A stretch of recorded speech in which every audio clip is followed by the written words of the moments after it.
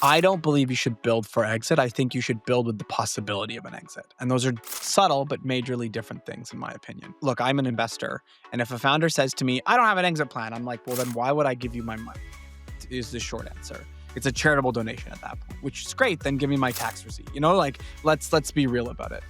However, the advice that I give to any early stage, late stage, I don't care, entrepreneur, and I've said this on stage hundreds of times, don't fall in love with a solution or an endpoint. Fall in love with a problem and be obsessive about solving that problem.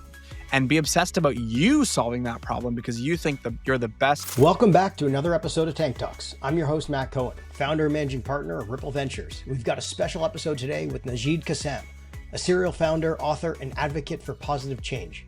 Nejeed's journey started young, launching a marketing company with his brothers as a kid, and then roles at the United Nations and Senate of Canada.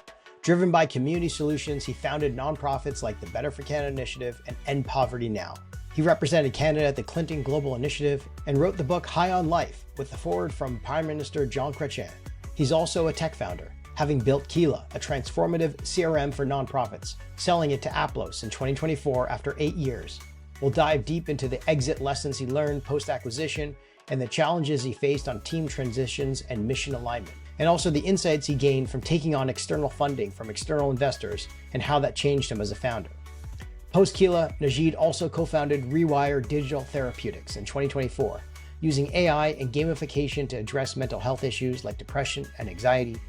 He shared his story at Web Summit in Vancouver earlier this year, and we had great discussions on digital therapeutics and the ways in which he's trying to solve the mental health crisis. Nejeed's path highlights resilience, global networks, and starting impact companies. And whether you're focused in nonprofit tech, mental health tech, or financial empowerment, Nejeed's story is definitely one to learn something from. So now let's jump in the tank for this week's episode with Nejeed Kassam.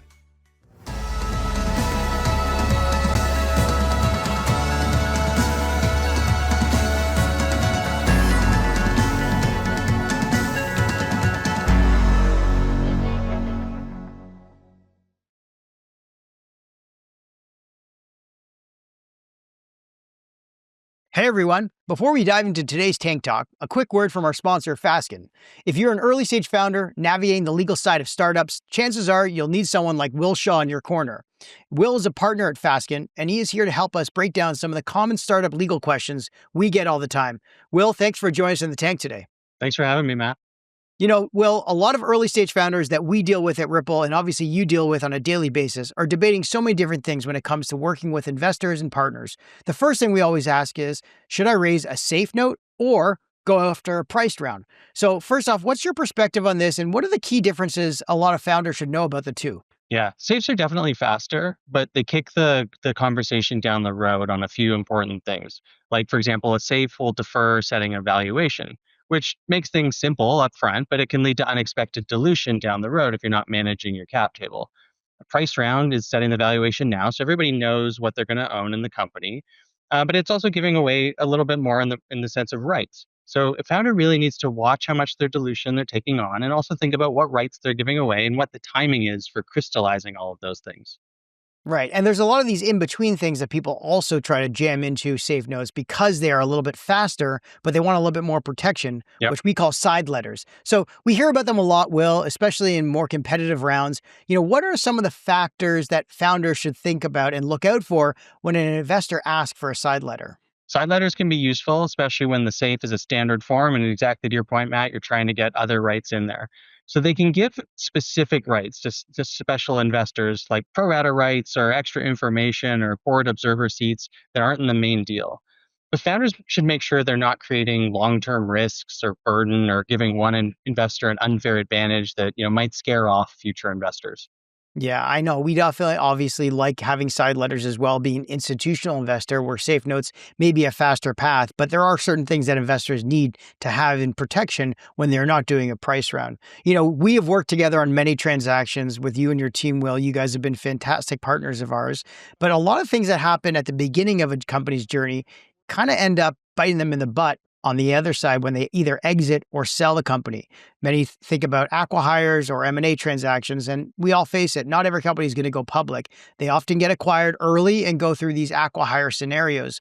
What are some of the things that founders should think about from a legal standpoint if they're going forward with an acqui-hire or some type of M&A transaction? Just start early. Keep track of your documents as you're going through things. Make sure they're in a data room. Make sure your IP is properly assigned. You make sure your contracts are clean. There are a lot of things that are simple to do at the time, but are really difficult to fix later on. And an acquirer is going to dig into everything, especially IP, the team agreements. If those aren't buttoned up, you're going to lose a lot of leverage and you may end up killing the deal. Yeah, these are awesome insights, Will. Thank you so much to you and the Fasken team for supporting Tank Talks. All right, now let's get into today's episode.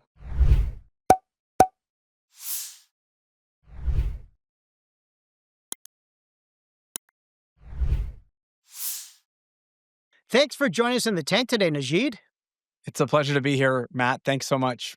I'm super excited to have you in the tank. Obviously, you've got an incredible background, but for some of our guests who don't know much about you, it'd be great if you give us a little bit about your background, where you grew up, what your early childhood was like, and your early professional journey. Yeah, happy to. So, very proudly born and raised here in Vancouver, British Columbia.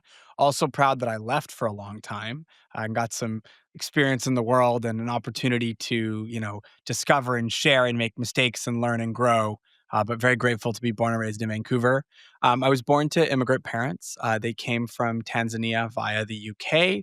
Um, they fled difficult political and economic circumstances, just like many folks in too many communities around the world. I did not face any of those challenges, whether it was political uncertainty, nationalization of assets that my grandfather had.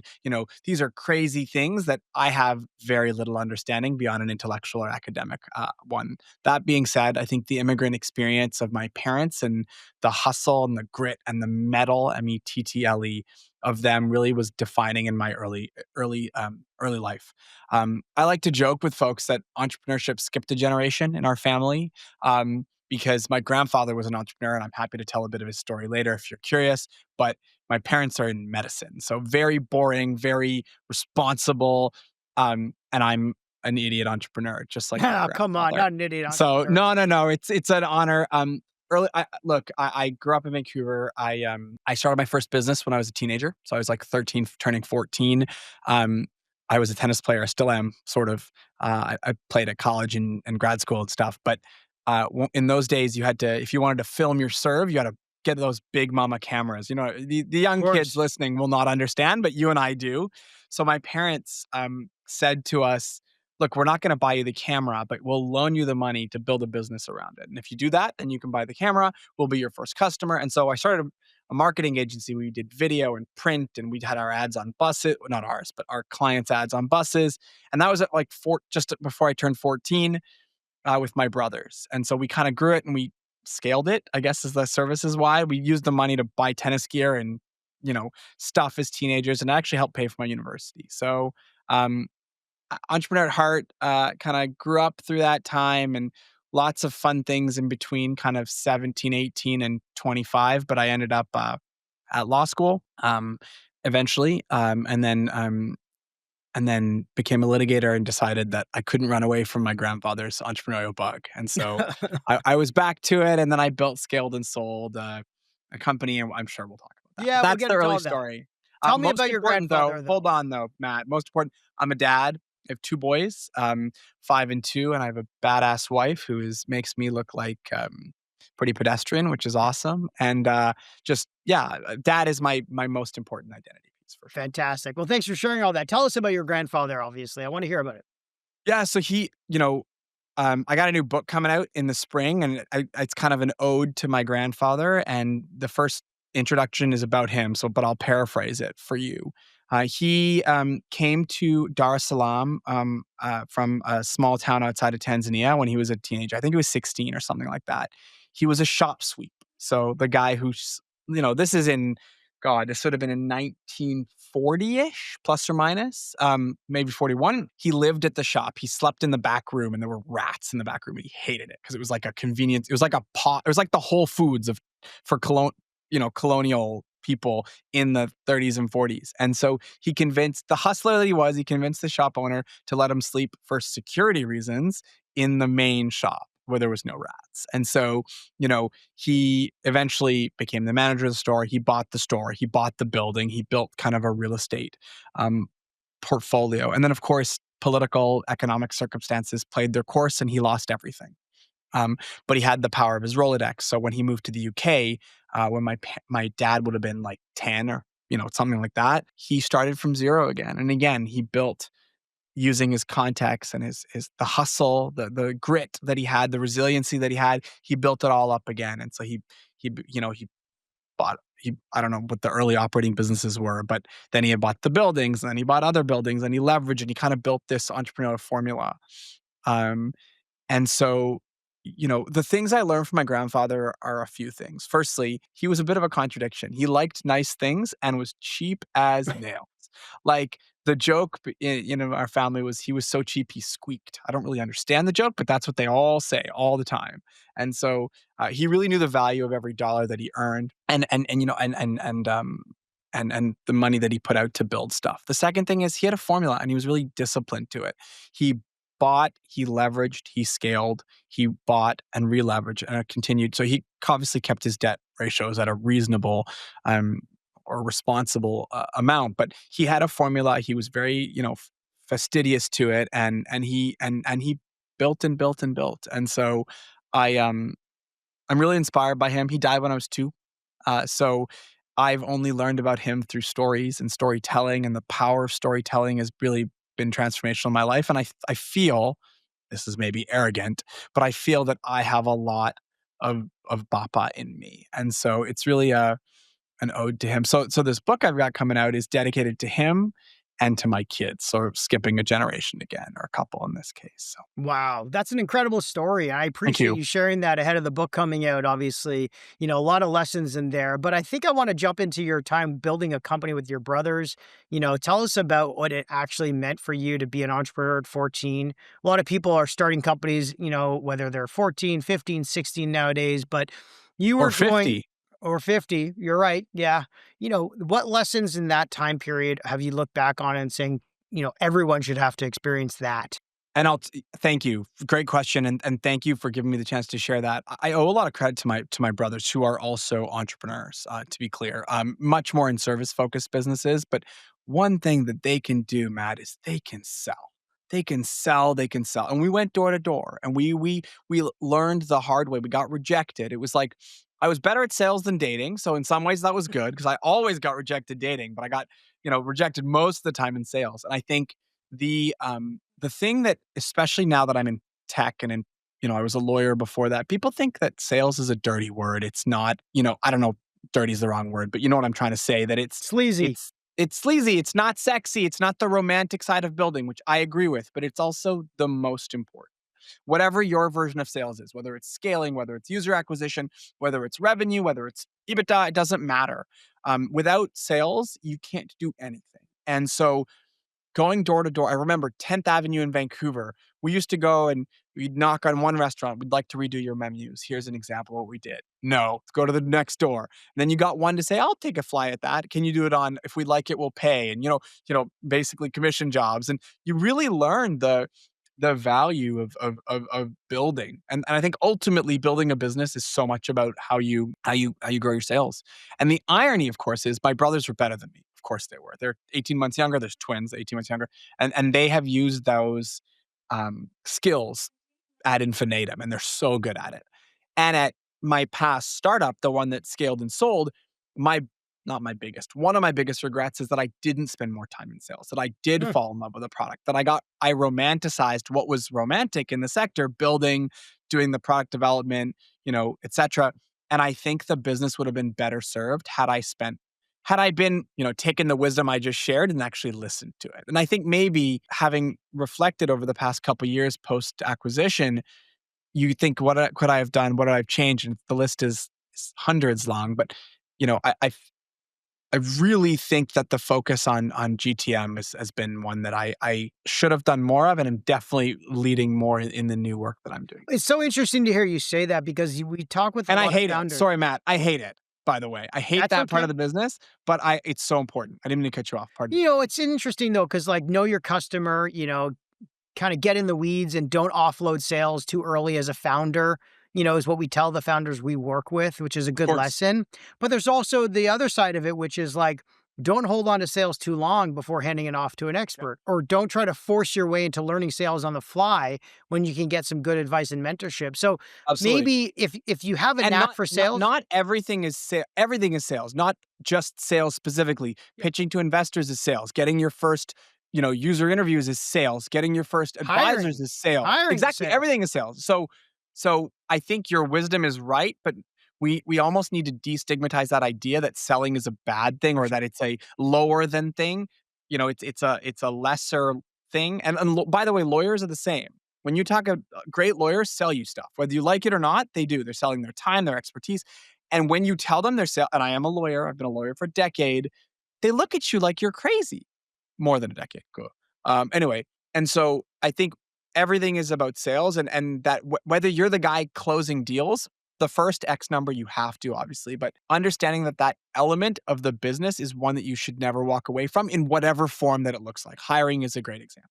Totally. Speaking of sales, you sold your company though, Keela, in 2024. So you must have been pretty 23. freaking good at sales. 23. Q4. Okay. So Keela was a CRM and donor management platform for nonprofits. You sold it to Aplos Software. And the goal was to which was backed by a private equity fund. Private equity. Yeah, Essentially. it's a private equity backed roll up. Yeah, I sold. So, this was, I believe, an 8-year journey with Keela. Is that correct? Yeah, plus or minus. Yeah. What was that like, talking about the people you empowered, the non-for-profits you work, you said you really didn't originally build Keela to sell it, but obviously bringing in external capital changed the game for you. Absolutely. Talk to us about that process, about building the company, then raising capital, and how it changed over the course of those 8 years before talking about the sales process. I mean, look, Keela started as a sales hustle, a side hustle. Excuse me. It's because it should have started as a sales hustle. It started as a side hustle, and not even a hustle. It was me going out there to solve a problem. I have been very privileged to, to have community and impact be a big part of my life. Not the defining, but a defining part of my life. And I sat on a number of nonprofit boards, and I founded a couple of nonprofits kind of in between the companies I founded over the years. And so I knew the pain points because I lived them. In some ways, I was the problem. I was operating organizations inefficiently. I was, there was a tech gap, or at least a good tech gap. And so I was a young lawyer. I was articling. I was a litigator. I was doing it on the side of my desk. I was building this project, and it really was a project. Obviously, that changed over time when my wife and I left Toronto. She wanted to come we wanted to have family and raise our kids out west where our parents are. All 4 grandparents of my kids are here. And so I said, look, well, I don't know if it was me or her, but the firm I was at didn't have a Vancouver branch. So I had to go look for a new job. And I said, look, this thing's got some wheels. And I think I should jump off the cliff. And, despite being an entrepreneur at heart, law school teaches you to be risk averse and to, you got to kind of not train out those entrepreneurial instincts. But thankfully, I have an incredibly supportive wife, and I had the motivation and the courage to jump off the cliff. And so I built, and we made every mistake in the book, of course, but we ended up getting, we grew it. We started from a small team. We ended up growing the team significantly. We had thousands and thousands of customers. I think our customers raised something like $2 or $3 billion in the last couple of years each year that we were running the business. We did spinoffs that new product lines that failed. We did new product lines that were amazing. We went through all the journeys of kind of like a scale up, early stage, and then a scale up company. And then we got a really incredible opportunity to partner with a roll up that was going to help us increase our scale, and increase our impact, and also take care of our investors and stuff. And so, it was a difficult decision. I just had my second kid. Well, my wife had him. I just showed up, but we had just had our second child, and we signed the term sheet. And so that 6 months I was going from 1 to 2 kids and doing diligence on a deal. And it was wild, and it was incredible. It was a lot of fun though. Walk us through the process of selling that, because, a lot of our founders listening here, entrepreneurs always talk about the exit is where their heads are at when they start the business sometimes. And I don't know if that's the right way to think about it, because it doesn't sound like that was the time for you. But as soon as you took external capital, you obviously realized that an exit was inevitable, and shifting dynamics to focus on your investors. Also, family and mentors and friends also was a focus. Talk to us about that process. How did you kind of go from first conversations to sealing the deal? And, anything that caught you off guard during that process? I could write a book on this. Maybe one day I will. I'll say something on a comment you made early in that question. And that's, I don't believe you should build for exit. I think you should build with the possibility of an exit. And those are subtle but majorly different things, in my opinion. If a founder, look, I'm an investor, and if a founder says to me, I don't have an exit plan, I'm like, well, then why would I give you my money? Is the short answer. It's a charitable donation at that point, which is great. Then give me my tax receipt. Like let's be real about it.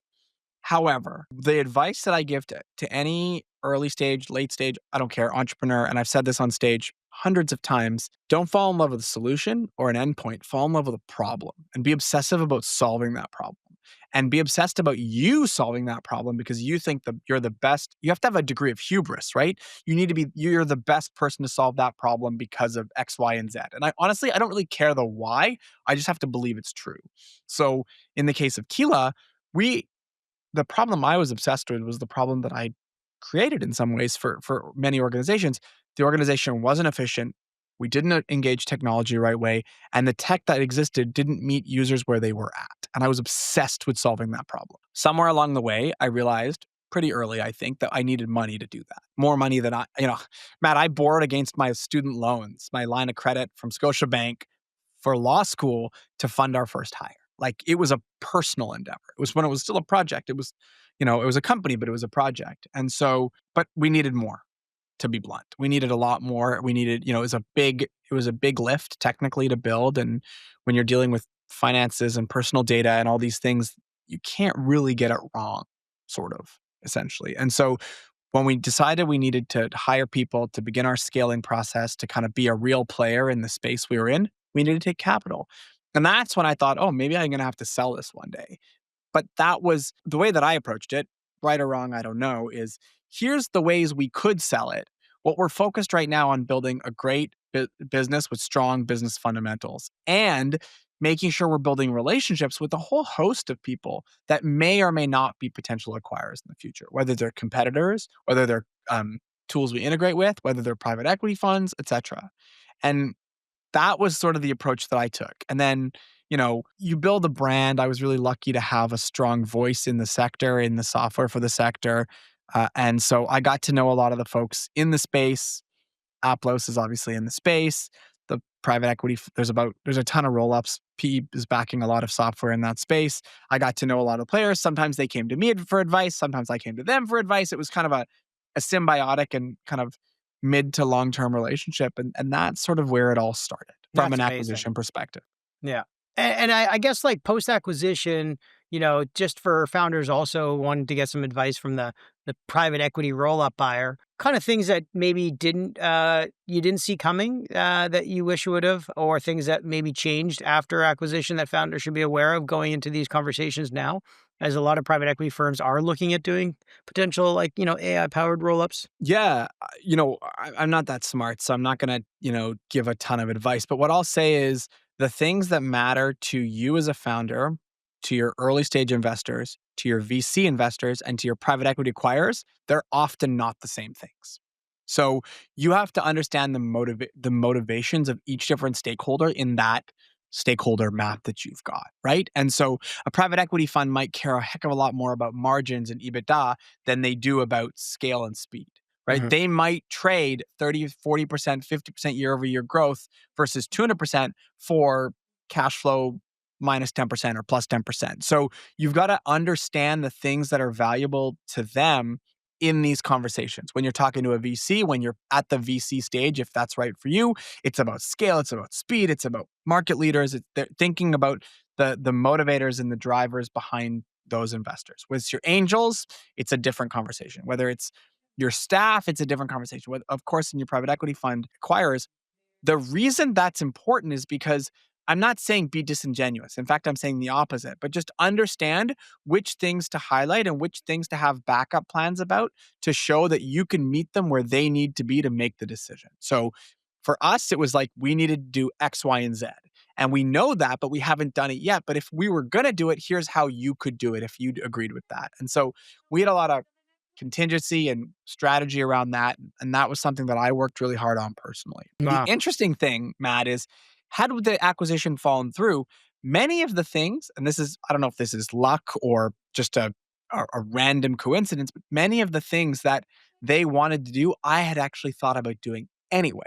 So whether that was bring our burn down, whether this was focus on X, Y, and Z market, whether this was go into this segment, I had kind of thought about them. We talked about them a little bit internally. And so it wasn't disingenuous when I was like, if you were going to do that, I would do it this way because I'd already thought about it or I was in the midst of thinking about it. And so that was either a stroke of luck or just a really good alignment. I think that's actually great advice for founders to actually engage with a potential acquirer like a private equity firm, even before they're ready to sell. One, to learn what a potential buyer is interested in about your business and what areas they would change potentially. And then you can go back to your existing business and fix those things up before you actually have If you want to. If you want to. Exactly, right? Like, but eyes wide open, right? I think too many of us go in hope and pray. I don't really believe in hope and pray. I like to pray and I like to hope, but I don't hope and pray as a strategy. But what I'm saying is like, let's say a customer or a potential buyer is like, look, we really want to understand your net revenue retention better. And you're like, I actually don't know it that well. Yep. Maybe I should go back and focus on that. Or regardless of the buyer, there are that's what I'm saying. You should do. Absolutely. So when you hear these things from a buyer, they kind of have a heavier weighting to them for founders to take more seriously than maybe from your VC backers, is what I'm saying. Founders and have that's a degree good. of arrogance. They have to, right? No, I'm like myself included. And I like to use the word hubris, but not too much. It's like you don't want to fly too close to the sun, but you got to fly close enough that you're doing something special. Crazy optimist, irrational optimist, whatever the term, there's lots of terms we have in them, right? But you've also got to, and I think this is where the lawyer in me is valuable, is downside protection, risk allocation, understanding the strengths and the weaknesses of your business and then choosing which and which not to work on, whether it's NRR or it's top line growth, whether it's, staff happiness. I don't know what it is. Each business is different, but understanding those things, understanding who cares about them in your community of things, whether it's your investors or your staff or your potential acquirers, and then optimizing the ones you want to for those. Make the decision, but do it in a way where you're making a conscious choice to do it rather than it taking you by surprise. That's the way that I hope that folks think about these problems. That's great advice. After you sold Keela, you could have sat on the couch and maybe hit the tennis courts a little bit more, but you didn't. You could have. But you got right back into it. You co-founded Rewire Digital Therapeutics in 2024 as a venture crafting AI-driven digital therapeutics company for the brain and mental health, focusing on tackling issues like depression and anxiety, but taking a bit of a different approach to it, using gamification to make therapy fun and approachable with adaptive games that target neural pathways and support treatment. So I am reading The Anxious Generation right now, and this is just right down the middle of the strike zone. So tell me about this idea and how it came to life. So I'm an investor in a company that with somebody the chairman of that company and I we're going back and forth about this idea. Like, can we so digital therapeutics had its heyday and then its drop, and now it's kind of making this really beautiful comeback. So I always like to get on the things after the first crash before the second bump, right? That's sort of my favorite. So you're going to start time. investing in AI in like 2-3 years. Yes. Maybe 18 months, but yes. And so what I think is interesting is there is so firstly, there is not a lot of scalable mental health treatment. It's just not there. I can give you a behavioral health specifically. I can give you a ton of data points, but I don't need to. It's bad is the short answer. Second thing is it's getting worse. And the third thing is both the use of AI, the use of social media, the isolation of our society is making these things worse. And it's not just psychological, it's also neurological. And so if you take a neuroscience approach to some of these behavioral health conditions, like depression, for example, there are significant and material problems at the neural circuitry level of your brain. That means the wires in your brain are either weak, they're broken, they're missing, they're not engaged enough, whatever it might be. Our approach is to use games on your phone, indication-specific games with very specific. Every game action is backed by a neuroscience, a little bit of psychology too, where the treatment is affecting how we build the games, and how we build the games is obviously is at the patient or user level. We build, strengthen, and repair neural circuitry through our games associated with specific things. Our first product is in the persistent depression disorder, or PDD, which is like kind of low grade depression that's consistent for a lot of folks. The numbers are dangerously Yeah. scary. And everyone's got it. I don't want to say it like loosey goosey, but there's a great New York Times article from I think a year ago that says, you know, that meh feeling that we all have, Right. that's PDD. It has a name. And so we're doing some pretty remarkable work. Some incredible partners. We've got FDA clearance on our neural assessment tool. And we really, I always like to say our BHAG out loud. We think we can help 100 million people struggling with behavioral health in the next 10 or 15 years. I mean, That's you the goal. shared Rewire's story at the Web Summit event in Vancouver back in May of 2025. You know, you got some pretty good conversations around, this digital solution for mental health. You know, what kind of got you motivated in the first place to get going on this? And then what made you think about turning this into a real business? Or is Good it still question. potentially a No, no, no. passion It's a project? business now. No, no, no. It's a business now. We're in it now. So I will share something personal. There are members of my family that have struggled with PDD, um, extended and a little bit less extended family, and also my wife had postpartum depression after our second kid. Hmm. Um, Now, she is a battler, and I have so much respect that she was able to pull herself out of that and do really amazing, be a great mom. She's a badass executive. Et cetera, et cetera. It was scary, man. It was scary and it was personal. And persistent depressive disorder isn't postpartum depression, but the work we're doing is laying the groundwork so that we can build technology to solve multiple kinds of depression, anxiety, PTSD. There's the tech stack, for lack of a better word, is there. We're using cognitive modeling. We're using you know, we're personalizing the treatment for each patient based on their gameplay, their neural assessment. It's really, and that's applicable to the core of it is applicable to tons of different conditions. Obviously, we're starting with a persistent depressive disorder. It is personal, is the short answer, and has the ability, kind of going back to that the big wave thing. I got the chance to interview a lot of really amazing entrepreneurs for my new book, and Ryan Holmes was one of them, and he said to me, you want to find a big wave and get on it before it becomes a big wave. When you're surfing, I don't really surf very much, but Of it's course. when it's just a swell and you're about to get in it, then it sort of breaks and it's giant. Well, he did that with Hootsuite and social media. I think heartbreakingly, PDD is about to have a hell of a big wave, and we're going to need scalable, accessible solutions that people actually want to do, that they can afford to do, and I think we're building that. So less of a I want to do this, more of a I feel existentially and morally compelled to do it, and I believe there's a big market and a giant business in here, and that's the why I came out of retirement, so to speak, to do this. And I'm building again. I'm on the ground. I'm at the office. I'm an in-person guy, so we're in the office. We're building. It's messy, it's complicated, it's difficult, it's stressful, it's exhausting, but it's fun. I mean, it sounds like you lead with your heart with every business you do. You've got a moral passion project inside your head every single day, but you also are building a, financial literacy platform or was. Tell us Yep. about, your children's financial literacy company, Snowball 72 and Copi. Yeah. This is something that I think has got a ton of momentum behind it in terms of what the problems are, just like with, PDD, but we still haven't solved it yet. Yeah, so I'm really lucky. My business partner and I, who I actually met around the same time as my wife, so it's like these two seminal people in my life I met kind of, I don't know, 12 or 15 years ago or whatever it was. But Wayne and I have founded this little venture studio. So it's based here in Vancouver, but we look at companies and leaders and hustlers from around the world. And so um, originally, we'd actually started a passion project to support a couple of entrepreneurs in the UK, where they really cared about financial literacy. I do. I have two boys, like I mentioned, and I think I'm going to say a crisis. I don't want to be dramatic here, but I think there's a crisis in financial literacy and financial knowledge. We started wanting to build a video game. We found that nobody will pay for it. I could get the money to build it in 20 minutes. The revenue model was kind of but we found there was a lot of young people under 40 who were like, I wish I could talk to a financial advisor. I wish I could talk to somebody who could help me. I wish I could talk to, like, I'm not wealthy.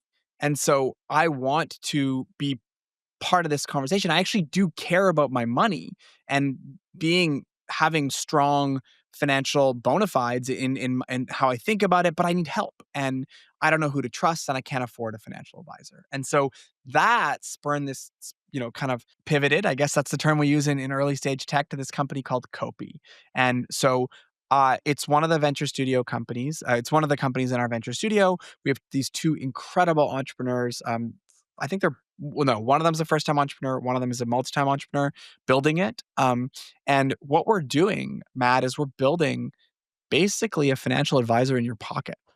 So it's a whole lot of stuff on top of generative AI. It's not really a generative AI tool, but it just uses that to kind of spit out the conversations. But you can talk to a financial advisor, financial planner, essentially in your pocket whenever you want. You integrate your bank statements and your Visa card. It's built on a proprietary set of financial literacy and financial knowledge that we built ourselves with a bunch of financial advisors. So everything we do is vetted. The answers, the structure of the answers, the planning, the analytics tools we've built, all by financial advisors and planners to make it accessible. And we're starting by targeting folks in the US with student loans. 1.4 trillion, I think, is the number of student loans. You're giving somebody a heck of a lot of money and no tools about how to use it, how to engage in it, how to talk about it. And so, I believe that this has the chance to change an entire generation, and doing it in a way where it's not ChatGPT, where so many people they want to do this, but they're going to these finfluencers on TikTok who are unqualified. I think it's like 68% of them give wrong or bad advice. They did a study. And so this is a way to counter that using the kind of new access to technology we have. Remarkable launches in September 15th. So we're our beta. It's right now. This right now, this episode will probably come out around the time of your launch, but Amazing. tell me about sort of the hands-on, parenting style that you've had with your two young boys that is shaping the way in which you think Copy should be built, focusing on really safe, non-judgmental spaces and with hands-on tools for younger audiences like Gen Z, Gen Alpha, to be able to use this in a way that actually helps them and not just like spits out the answers, but they just don't know how to implement into their day-to-day habits. Because the habit loop formation is really what you need to change. Absolutely. And the knowledge, both. I think both of those two things. You're absolutely right. So the first thing I'll say is parenting is the hardest startup I've ever done. I like to joke with my wife. I have two startups at home and they're really hard. And then we have to pivot every 15 minutes. I think for me, as a parent, you have to find that balance between giving your kids the ability to struggle effectively. So not just handing everything to them, giving them the knowledge, the power, the opportunity, but also the safety net. And it's like having resilience and comfort in the same sentence. And it's really hard. And I think money is no more obvious place when you see this dichotomy. Do I want to just go out and buy my kids houses when they turn 22 or whatever the number is? Like, absolutely. Can I afford it? Thankfully, yes. Whether that's the right thing to do, I don't know. Are they going to understand the value of money? Maybe not. So how do we build, and we're the lucky ones. We're so privileged. How do we build the muscles, the instincts for my kids? That's where this all started, Matt. And then I thought to myself, shit, I'm not sure if I'm supposed to swear. I apologize. But 99% of kids, parents aren't even thinking about this. They just don't have the time, the bandwidth, the luxury to be having these conversations. How do we set them up for success? They are interested in it. There's the data shows Gen Z is interested in learning more about money, saving for retirement, et cetera, et cetera. How do we give them the tools, the instincts, and meet them where they are, right? So the great thing about talking to a robot, like it or lump it, the robot doesn't judge you, or if it's built right, it shouldn't, right? But you got to build it in a safe way. You've got to build it in a secure way, and you've got to build it in a way where it's reinforcing those habits. And that's the kind of thing we're working on building at Copy. And Rob, our go-to-market lead, and Andre, our technical product lead, this is what they eat, sleep, and breathe. So give me some ways in which you've been teaching your kids about financial literacy while keeping it fun and engaging and safe. Because I think that's a problem that all young parents are going to face for whatever time we're around and whatever AI can do to help. It's never going to replace the role as parents 100%. in teaching them these life skills. So my kids are 5 and 2, so it's a little early. I will say that. Our 5-year-old starts kindergarten tomorrow. Ooh, I feel old. So he'll be in kindergarten. My eldest son, he will be in kindergarten when this thing comes out, which is wild for me to think about. We give him an allowance every week. He gets $5 to spend or to put in his bank account to spend, $5 to put in his savings account, and $5 to make a donation.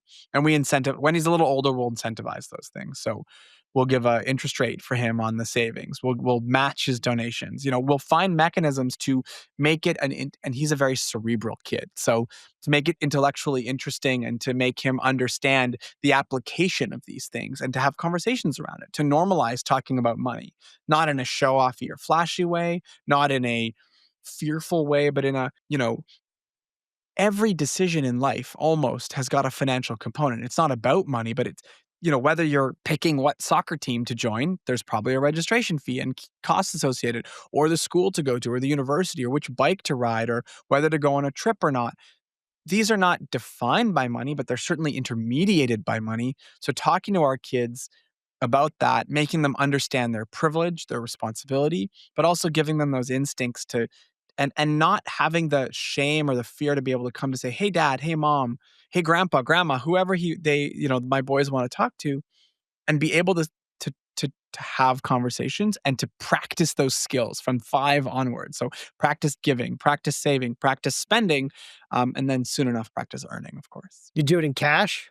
We do it in cash, $5 bills. And then he's got to go to the bank. So he goes to our eldest has a bank card with his name on it.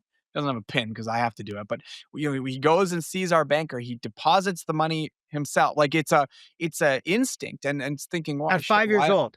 At 5.5. But yeah, absolutely. Love it. I remember getting my first bank account with a pocketbook where you can keep the transactions. Yes, sir. Yeah, you had to feed it into the ATM and then it would spit out your balance on that little booklet. Oh, I love those things. I felt so lucky. And look, but no, there was nothing on the booklet. It was just cool to have. It doesn't matter, but it's about thinking about that, knowing there are banks, and at some point, maybe when he's 7 or whatever, how do banks make money? And then I get to start teaching about and again, he's very cerebral, so the intellectual side, and from that he'll be able to develop instincts. And he told me he wants to start a company where he buys businesses, and I bought him the domain he wants. I bought 10 years because I know he's going to go it was like $500 for 10 years or something stupid, right? But the point is, what's the domain? He wants the company to be called Epic Croissant. Oh, I love that. Right? So, he has a Kian at Epic Croissant or whatever I don't know what the but it's incredible, and it's and again, teaching him that you can do this, but it takes work, it takes learning, it takes this, and going through those motions from an early age, and spending too, by the way, Matt. If you teach kids to never spend money, they don't know how to do it. Understanding the value of money is saving and giving, but it's also spending. And so teaching those instincts. And I think, look, we'll get it wrong 500 times, but hopefully we get it right 501 times. And that's the goal. I love it. Fantastic. Well, thanks for sharing that. Before we wrap things up, we always ask our guests for their fast favorites. So first off, your favorite podcast. I'm going to give 2 because I'm a lawyer and I never follow instructions. My favorite business podcast, super lame, is the Acquired podcast. I really enjoy it. I love the history. Business is about storytelling and people. It's not about EBITDA and balance sheets. Those are a byproduct. You hear the stories, the hustle, the instincts. I think Costco is still my number one. Oh, the Rolex one's amazing. Just how many mistakes they made, how many gambles they got wrong, that they didn't own their production till like 2005. Like, remarkable. I mean, the Costco one's awesome. The Visa one is cool. I've got on my list I think they did a Howard Schultz live show, which I really that was great. I watched that. Yeah, that I want to wait till you hear the story about Bill Gates Sr. Blow your hats off. So incredible. Again, so that's my favorite one. And then I'm a bit of a nerd about basketball. And obviously I'm a tennis player. So my favorite sports podcasts are Served, which is Andy Roddick's podcast, which is awesome. I never thought he was such a cerebral tennis player because he's a bit of a frat boy in his image, but it's a great podcast. And then the Hoop Collective in basketball. So I just, they're good. Like when I go for a run, they're good. They're fun. They're fun. Yeah. Next is your favorite newsletter or blog? I get the Journal of American Medicine or something. Yeah, JAMA is my favorite one. I just get to see all the cool stuff going on in science and discovery and pharma and medicine. And I don't really understand most of it, to be honest, but to see the way that, I'm a big believer in research. And so I'm really inspired when I read about all the really interesting work. And it's just like a newsletter I get in my email. I don't know how it is, but I always skim it and I find it really inspiring. And I work in healthcare, so it makes sense. I love it. Next is your favorite tech gadget? So believe it or not, I don't like technology. So I still write everything. I still write with a fountain pen every day. I still wear a mechanical watch. So I don't know. My cell phone probably is just because it's there. There's a really cool tennis app. I don't remember what it's called, where you like put it like, you know, those tripods that you can wrap around stuff. You put it on the back fence and it'll track the points and your unforced errors. That would be my favorite piece of So technology. you do And like maybe, technology, yeah, but like, as long yes, as it but I'm serves a a, purpose to you directly. and it's not tech for the sake of tech. It's like really interesting, right? I hear you. All right, next is your favorite new trend. My favorite new trend. I learned about it today, and I'm just in love with this idea. So I don't have social media. I have LinkedIn, but that's it. I don't have Twitter. I don't have Facebook. I don't have Instagram. Nothing. And apparently, my brother, who lives in LA, he's a psychologist. He said there's a whole trend of like the non-social media trend, where people are 100%. literally getting off. So I didn't, because I don't have it, and because obviously we work in neural pathways, the use of social media increases your likelihood of persistent depressive disorder, Of PDD. course. So the It's less great. people use it, the better for our society. And so that's gonna be my favorite new trend for this. I can't wait to see what the next TikTok looks like. And I have no how idea, but I'm excited about it being or offline. maybe nothing. Maybe nothing.